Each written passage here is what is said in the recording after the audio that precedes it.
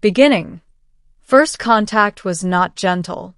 The first time I touched alien armor, I nearly started an interstellar incident. It wasn't intentional. It wasn't reckless curiosity. It was human instinct, automatic, unthinking, and completely wrong in a way I couldn't have predicted. At the time, humanity had been part of the galactic assembly for less than a year. We were still considered a probationary species, a polite way of saying barely trusted. Our technology lagged behind most member civilizations, but what earned us a seat at the table wasn't power. It was adaptability. That was how I ended up aboard the Resolute Accord, a joint species military and diplomatic vessel tasked with suppressing pirate activity along a volatile trade corridor. I wasn't a soldier. I was a technical liaison, someone who explained human systems, human habits, and, when necessary, human mistakes, which made what happened next painfully appropriate. Her name was Kareth. She was a warrior of the Threxian Guard, one of the most feared military species in known space. Tall, broad-shouldered, encased in layered black armor that looked grown rather than built. The surface was etched with faint crimson lines that pulsed slowly, like a heartbeat. Everyone knew the Threxians were deadly. Everyone knew their armor was sacred. I did not know how sacred. We were in the ship's repair bay, inspecting damage from a recent skirmish. Her armor had taken a direct hit protecting the engine core, and I was assigned to help evaluate stress fractures using human scanning tech. She stood perfectly still as I circled her, scanner humming. "This alloy is incredible," I muttered, more to myself than her. It absorbed the blast like. I reached out. Just 2 fingers. Barely a touch. The room went silent. In less than a second, Kareth moved. Her hand snapped around my wrist, iron strong, locking my arm in place. I found myself staring up at her helmet, featureless except for a narrow, glowing visor that flared dangerously bright. "Do not," she said, her voice distorted through the armor, "touch Threxian warplate without permission." Every guard in the bay froze.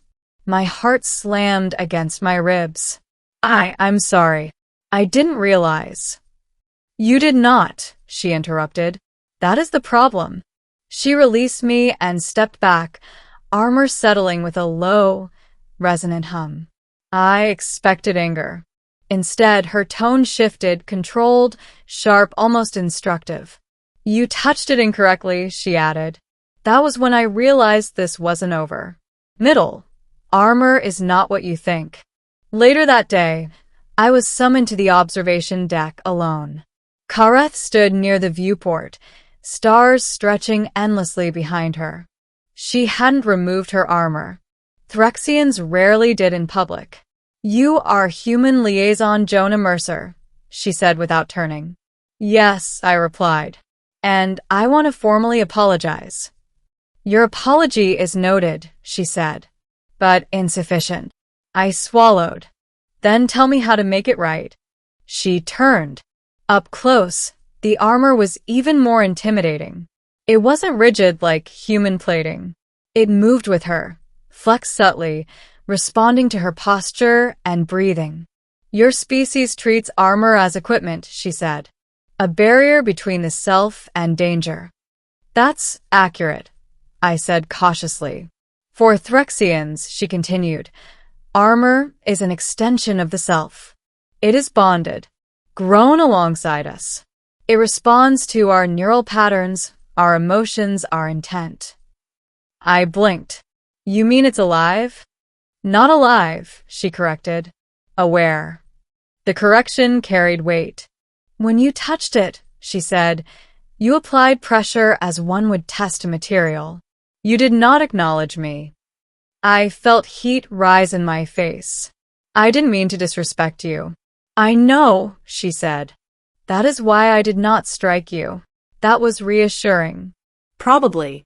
She stepped closer, and I resisted the urge to back away. "If humans are to serve alongside Threxians," Kareth said, "you must understand our ways. Mistakes on the battlefield are fatal. Mistakes of respect are remembered. I nodded. Then teach me. She paused, visor dimming slightly. Very well, she said.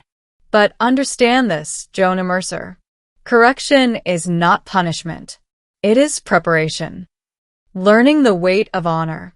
Over the next several weeks, Kareth became my instructor. Not officially. On paper, she was overseeing human integration into joint tactical units. In practice, she was teaching me how not to get myself killed by cultural ignorance. She explained Threxian combat philosophy, how every movement was intentional, how restraint was as valued as aggression.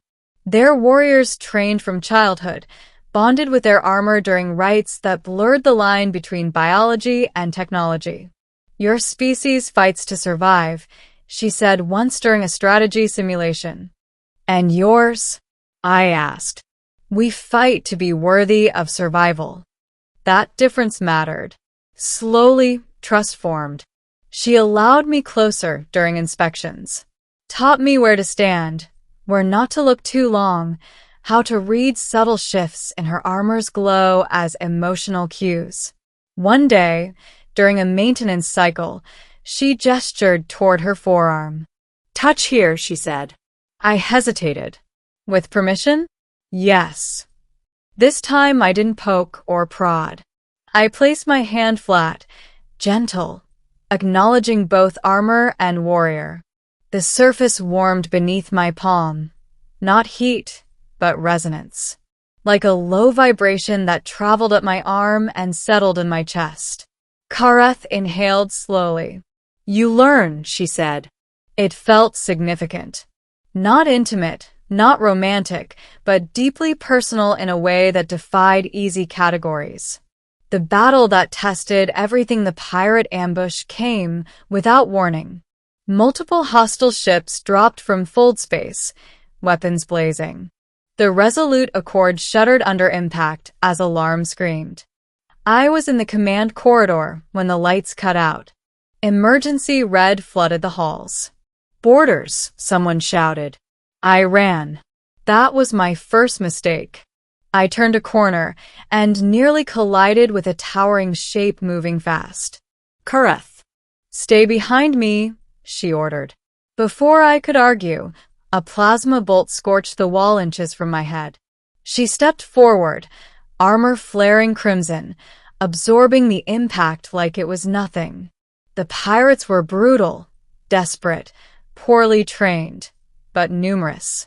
I watched as Kareth fought, movements precise, efficient, terrifyingly graceful. Every strike was measured, every step purposeful. Then a blast hit her from the side, stronger than the rest. She staggered. The crimson lines on her armor flickered erratically. Kareth, I shouted. Do not approach, she growled. The armor is destabilized. A pirate charged. I didn't think. I grabbed a fallen power conduit and slammed it into the attacker's back. The pirate went down hard, stunned. Kareth turned toward me, visor blazing. You disobeyed. I know, I said, heart racing. But you were hurt. She looked at me for a long moment, then turned back to the fight. Together, we held the corridor until reinforcements arrived. When it was over, the deck was littered with debris and silence. The correction in the aftermath, Kareth's armor was badly damaged. Not breached, but strained in ways that required immediate attention. We stood in a sealed repair chamber, just the two of us. You saved my life, she said. You saved mine first, I replied. She tilted her head slightly, a Threxian gesture of acknowledgement. You touched my armor again, she said. In combat. I did, I admitted. Without permission. Yes, she said. But this time you touched it correctly.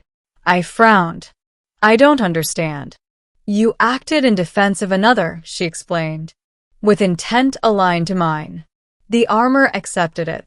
She stepped closer. Threxian warplate responds not to hands, she said, but to purpose. Her visor dimmed, revealing faint outlines of eyes beneath, an intimate sign of trust. You are not a warrior, she said. No, I agreed. But you understand honor, she continued. That is rarer. Ending. What it means to touch. When the resolute accord returned to assembly space, reports were filed, commendations issued, and alliances quietly strengthened. Humanity's standing improved. So, did my understanding. On my final day aboard, Kareth met me in the same repair bay where it had all begun. She extended her arm. Touch, she said. This time, there was no fear, no hesitation. I placed my hand against her armor, respectful, aware, not of the material, but of the warrior beneath it. The armor hummed softly. You corrected me, I said. Yes, she replied. And you accepted correction. She lowered her arm. That, she said, is how allies are made. As I left the ship, I understood something I hadn't before. Strength wasn't just force. Respect wasn't just caution. And sometimes, the smallest touch, when done with understanding, could change the course of worlds.